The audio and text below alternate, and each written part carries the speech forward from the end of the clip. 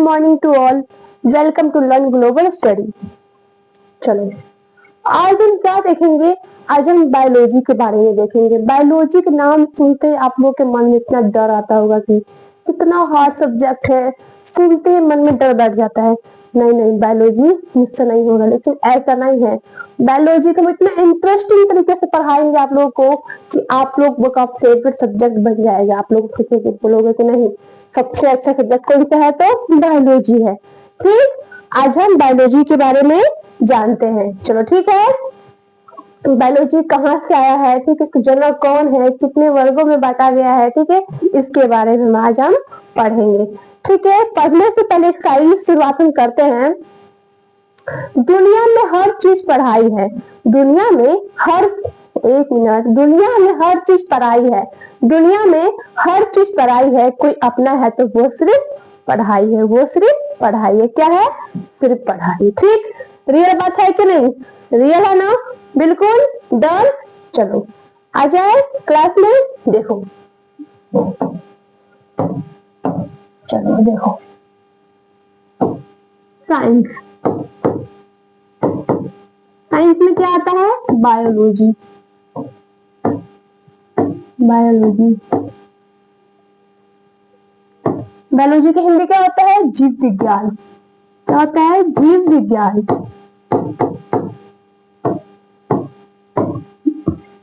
ठीक, देखो अब जीव विज्ञान, जीव विज्ञान किस शब्द से मिलकर बना है? ये दो वर्ड से मिलकर बना हुआ है। देखो, bio plus logos. Bio plus logos.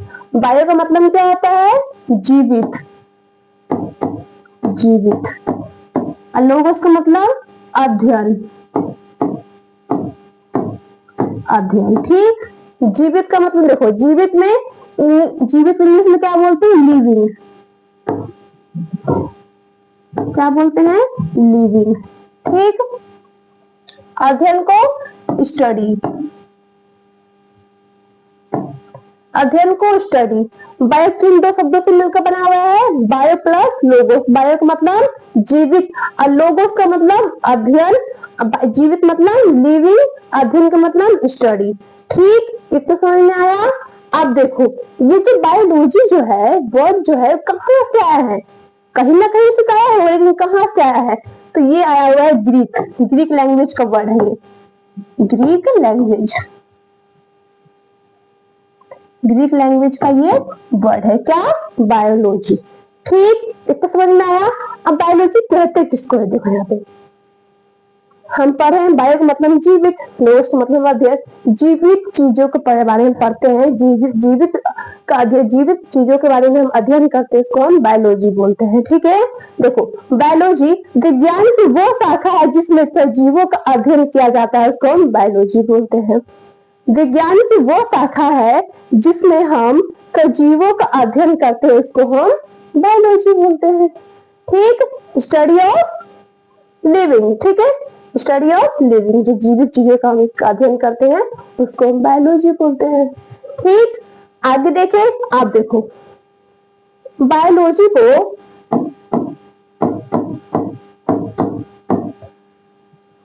आप देखो बायोलॉजी को उन्होंने क्या किया है? अच्छा एक मिनट, इसके जनक पर जान लेते हैं। Father of biology, father of biology कौन है? कौन है फादर ऑफ बायोलॉजी?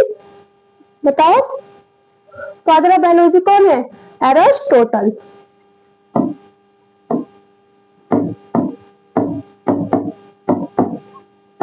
एरिस्टोटल। ठीक है, कौन है फादर ऑफ बायोलॉजी? एरिस्टोटल, जिसको अरस्तु भी बोलते हैं, अरस्तु।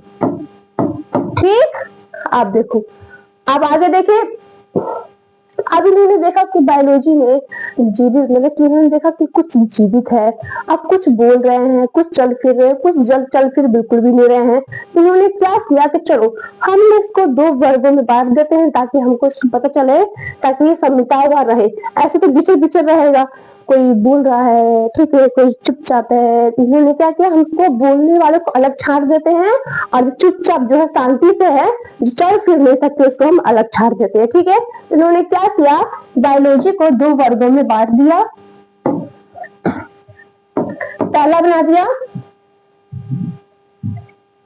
जूलॉजी।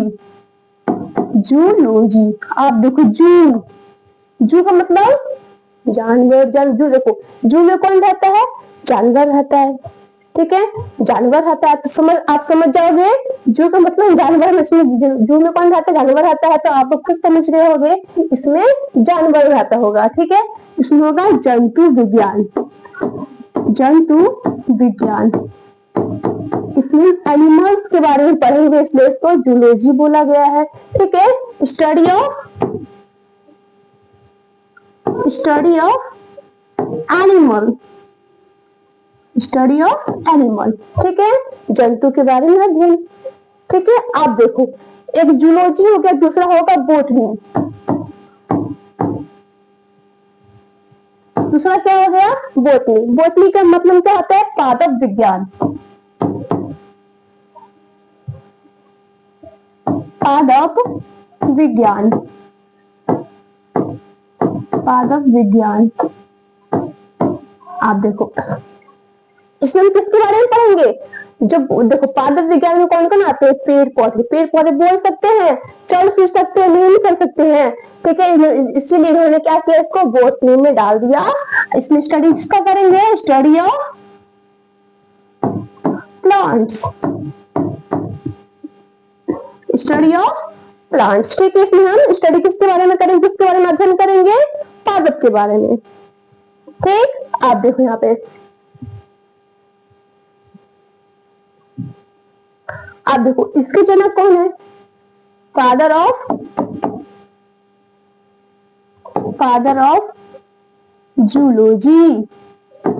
जूलॉजी, चलो देखो कौन है इसके, एरिस्टोटल ही है इसके,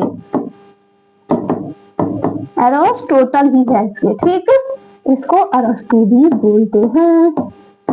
जीव विज्ञान के भी यही जनक है, इसके भी जनक कौन है, अरस्तु ही है। अब इसके देखो पादप के, बॉटनी के जनक कौन है, फादर ऑफ,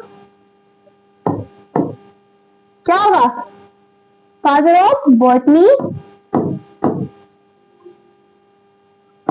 क्या होगा, थियोफ्रास्टस। देखो यहाँ पे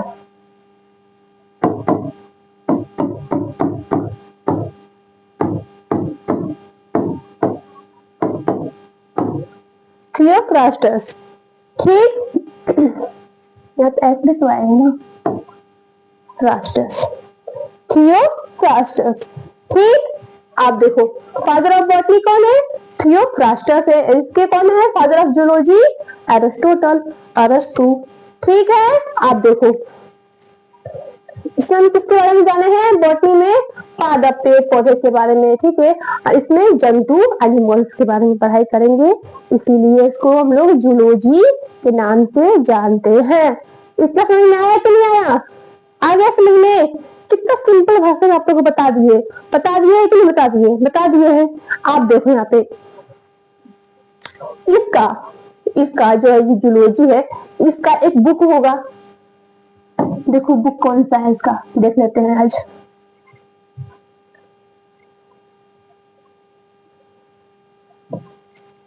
बुक क्या है इसका, हिस्टोरिया एनिमलियम, हिस्टोरिया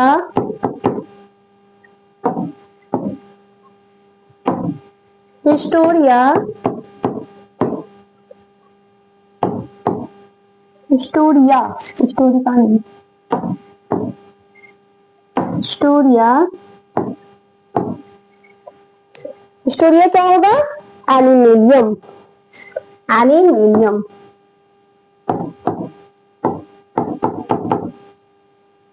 इन्होंने बुक लिखा है जिसके बारे में इससे हिस्टोरी मतलब कि पूरा इसका एनिमल के बारे में, जूलॉजी के बारे में इस बुक में लिखा हुआ है। ठीक है, अब दूसरा बुक इन्होंने लिखा है, कौन लिखा है? थियोफ्रास्टस ने लिखा है। कौन सा लिखा है? हिस्टोरिया। हिस्टोरिया क्या लिखा है? Historia plantarum. प्लांटेरियम, ठीक, प्लांटेरियम, टेरियम होगा, हाँ प्लांटेरियम। ठीक, आप देखो इसका बुक कौन लिखा है? अरिस्टोटल ने लिखा हुआ है। कौन सा बुक लिखा है? हिस्टोरिया एनिमलियम। और इसका कौन लिखा हुआ है? थियोफ्रास्टस ने लिखा हुआ है हिस्टोरिया प्लांटेरियम। ठीक है, प्लांटरम मतलब कि इसमें प्लांट का अध्ययन करते हैं, इसमें पौधों का अध्ययन करते हैं, इसमें एनिमल का अध्ययन करते हैं, इसलिए इसी के बेस पर एनिमल से नाम रखा हुआ है, इसका प्लांट से नाम रखा हुआ है। आप लोग को याद हो जाएगा, इतना सिंपल है, कोई मुश्किल नहीं है, कोई हार्ड नहीं है, बिल्कुल इजी है, याद कर लोगे आप लोग। और याद करने वाला क्या है, समझा दिए इतने इस तरीके से जो आप लोग को याद तो हो ही गया होगा, है ना? याद तो हो गया होगा। आप देखो इसको, बस क्या रह गया इसमें, इतना अच्छे तरीके से बता दी, बिल्कुल सिंपल वे में, सिंपल आसान, समझ में आ गया ना? आगे हम दूसरे नेक्स्ट क्लास में मिलेंगे कुछ अलग टॉपिक के साथ, कुछ अलग क्लास के साथ। ठीक है, चलो आज के लिए इतना ही, चलो कल मिलते हैं फिर नेक्स्ट क्लास में। Okay, bye bye.